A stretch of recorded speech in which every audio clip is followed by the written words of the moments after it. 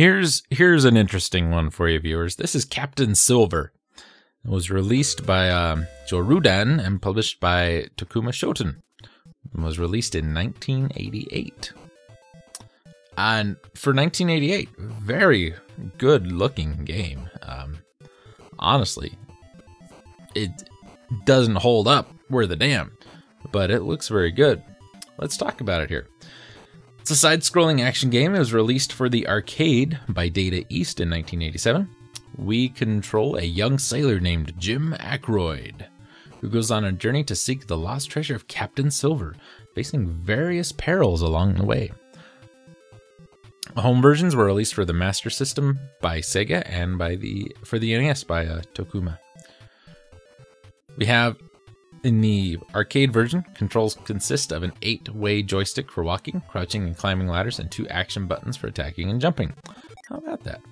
Players armed primarily with a sword, slashing horizontally while standing, crouching, and vertically while climbing a ladder. Player can also move while crouching. Picking up fairies grants player magic power, shooting projectiles with your sword. Player can increase the magic power up to 6 levels, resulting in greater and more powerful projectiles. There are other such power-ups as a long sword to destroy enemy projectiles, a pair of boots to walk faster and jump higher, a bottle of potion to take a hit from an enemy, and a stopwatch that temporarily stops the time limit. Both the long sword and boots can only be used temporarily at first, but if the player acquires a second version of either while still wearing the previous one, they can be kept permanently until the player loses a life. Treasure items can be acquired for points as well. Keys can be acquired, which gives the player access to item shops and treasure vaults. The player's own score is used as currency to gain power-ups and extra lives at the expense of a lower score. Defeated enemies will drop letter icons that the player can collect for points as well. If the player collects the required letters needed to fill out the Captain Silver gauge at the bottom of the screen, an extra life is obtained. There are a total of 3 stages, or scenes: a haunted town at night, a pirate ship, and a treasure island.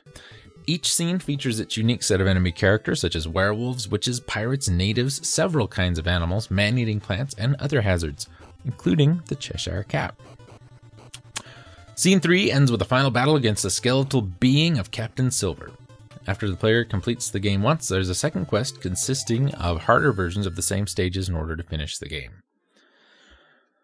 The NES version was released exclusively in Japan in 1988.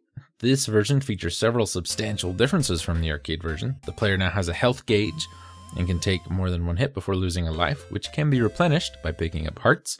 However, some of the enemy grunts now take more than 1 slice to defeat as well. The player can now purchase all weapon power-ups in item shops, which can be changed to a sub-menu. The stages are different, and the bosses include new foes such as Frankenstein's monster and a giant octopus. The player can enter houses and rooms where an old lady will offer advice to the player, such as an enemy's weak point. However, some of the old ladies the player will encounter in the game are hostile and will bring a curse to the player, like reducing your health by half. The ending varies depending on whether the player used to continue to finish the game. You know what? I'd never heard of this one. It's not great, but it was kind of fun to play. And knowing now that the game is so short, I think I will probably end up let's playing this sometime. It had a good feel to it, as weird as that might sound to some people. It's not a great game feel, but it felt pretty good. It's a little goofy. Some of the jumps are weird, some of the platforming's bizarre, hit detection's a little but overall, I kind of had fun with this one.